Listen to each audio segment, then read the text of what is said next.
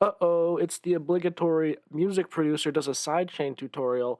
Uh, okay, so I've seen a billion different ways of doing sidechain compression on the internet that are all they all work. It's basically the process that you were doing, and the reason it's called sidechain compression is you're using a sidechain to compress, right? You're using an input that doesn't have any audio going through it.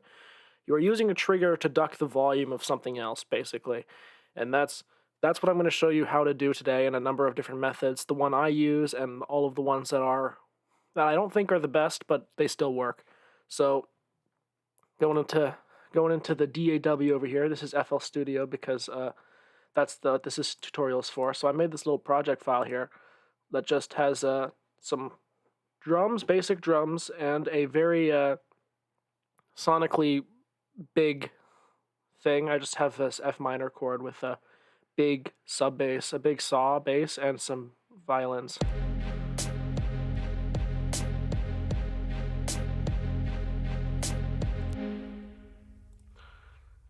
So typically, it is the most common thing in the world to just sidechain your kick to your bass to make it so that the kick is still punchy through the rest of the mix.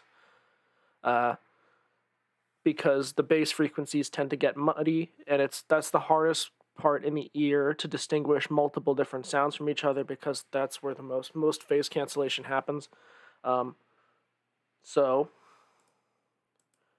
the basic idea of sidechaining, and this is the real way of sidechaining, is you will create a sidechain, which is an audio link that doesn't have any sound going through it, and you'll bring in a compressor, and in FL Studio you use Fruity Limiter for this. Turn the ceiling all the way up, switch to compression tab, right click, select the input you want to use, bring down the threshold and the ratio.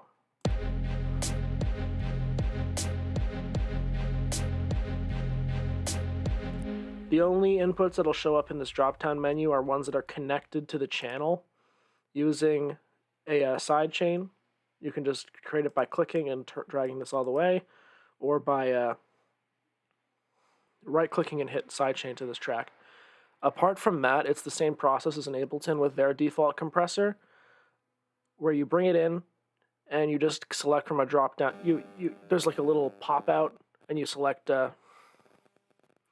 sidechain option, and you just click the input you want to use. You don't have to do this cable, but apart from that, it's the same process, does the same thing. So in a track like this, I'm just going to remove this limiter here and deconnect this sidechain.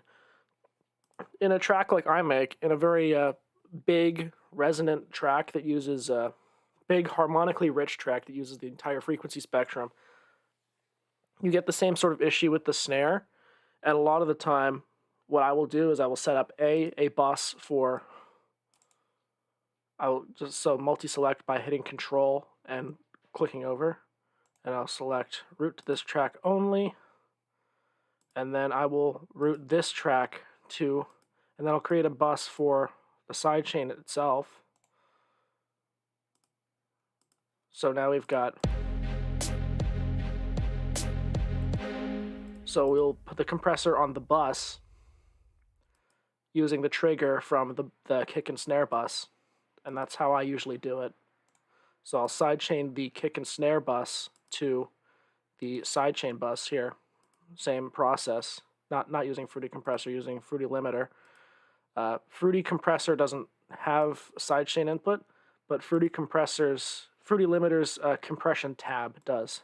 So you just right click and you hit the insert that is linked to it. That's insert 1, which I haven't named, but if you name it to what you want to use, it'll be that. You just right click, rename it. So insert 1 is where we're getting the input from.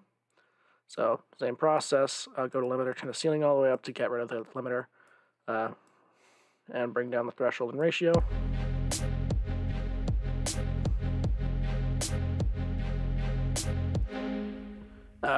Play with the release to get it smoother, and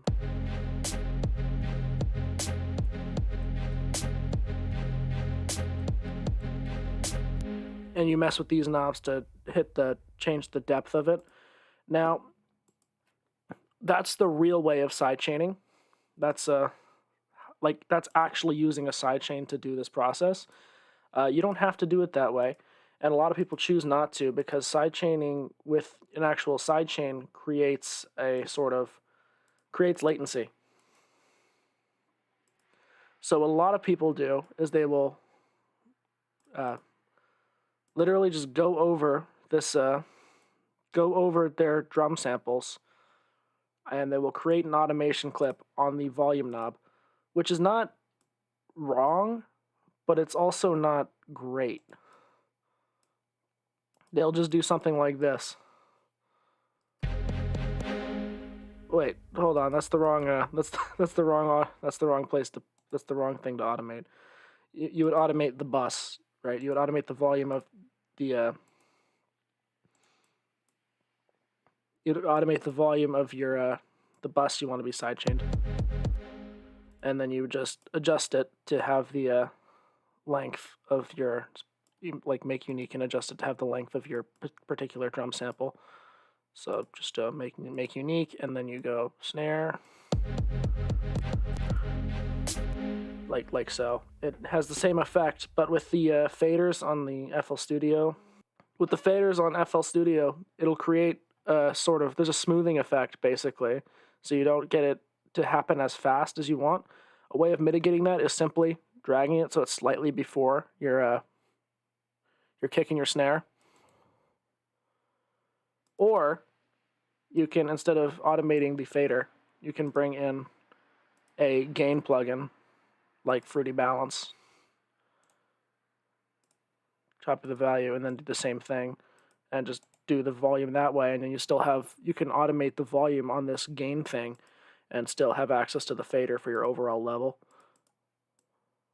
Just do the same process. And there's a number of ways to do it as well.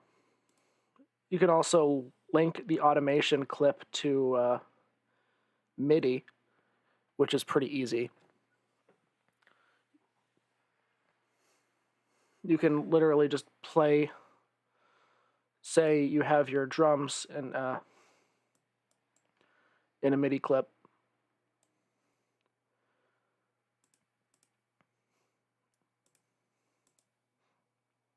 You can just have your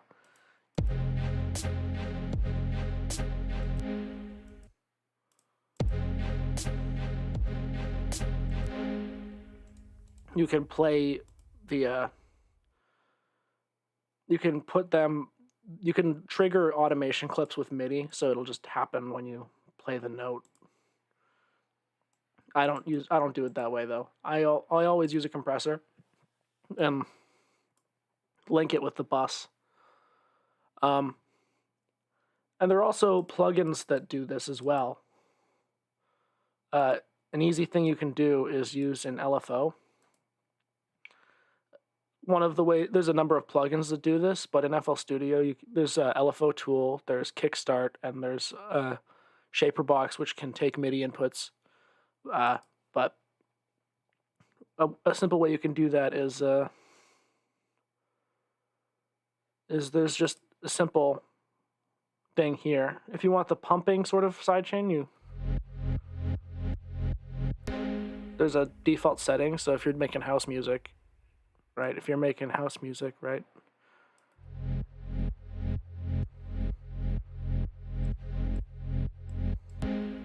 And you can always just delete this to match your bar shape if you have a regular beat pattern. It's just it's the same thing, you're just doing it inside of a plugin, really. But that's the principle of sidechaining. And another way is if you want to have more control over the specific shape inside of a compressor, you can use a shorter sample that'll just be sidechained. So the best way of doing that is using a hi-hat. And then instead of doing that, and then you can link this to it's on mixer track here. And then you do sidechain to this track only. And that way you can use this as a trigger for your compressor Just put it down wherever you put a kick and a snare. So bring in the limiter again, ceiling all the way up, go to compressing tab, and then you right click to where your hi-hat is. Same thing.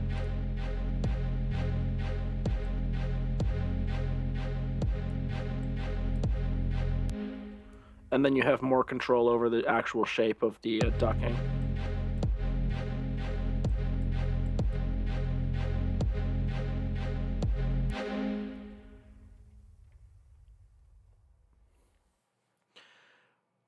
But what I do typically is I will create a bus for everything that I want to be sidechained, because I make very like thick music, and I just make a bus for a kick and snare, and I make a bus for the